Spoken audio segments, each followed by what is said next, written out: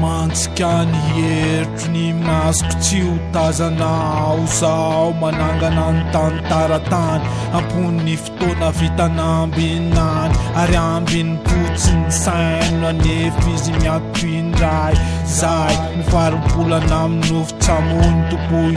ary mandritry ny afenany lanitra solony voavalony eny amin'ny sany eritreritry ny kitanangolako raraka valaka toy ny molotry fanosehan'ny vavaka sy ompatsotra ny sy ozina manaitra misy pozy sy ny alina ifona ny azavany itsontsy misy renao afa-tsy nitsantandrimo izay mivelatra tsy kelikely mivimbo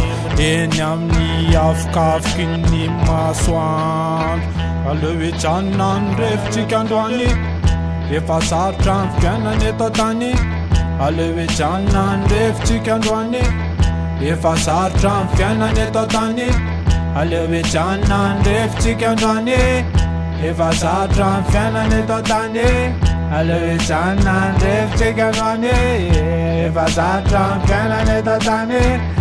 efa sarotra ny fiainana eto tany aleo ejanona ny refotsika androany efa sarotra ny fiainana eto tany efa sarotra ny fiainana eto tany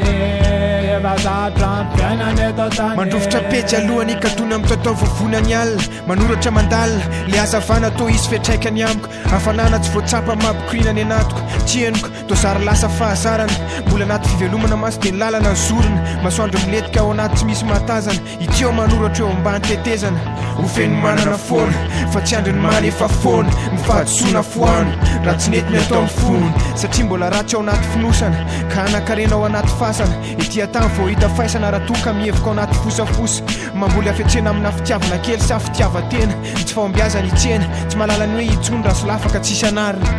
aleo ejanona ny refotsika androany efa sarotra ny fiainana eto tany aleo ejanona ny refotsika androany efa sarotra ny fiainana eto tany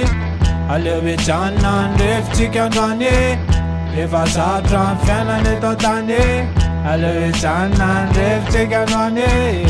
efa sarotra ny fiainana eto tany efa sarotra ny fiainana eto tany aleo ejanona ny refotsika androany efa sarotra ny fiainana eto tany efa sarotra ny fiainana eto tany efa sarotra ny fiainana eto tany fiainana eto tany fiainana eto tany fiainana eto tany fiainana eto tany zay aleo ejanona ny refotsika androany efa sarotra ny fiainana eto tany efa sarotra ny fiainana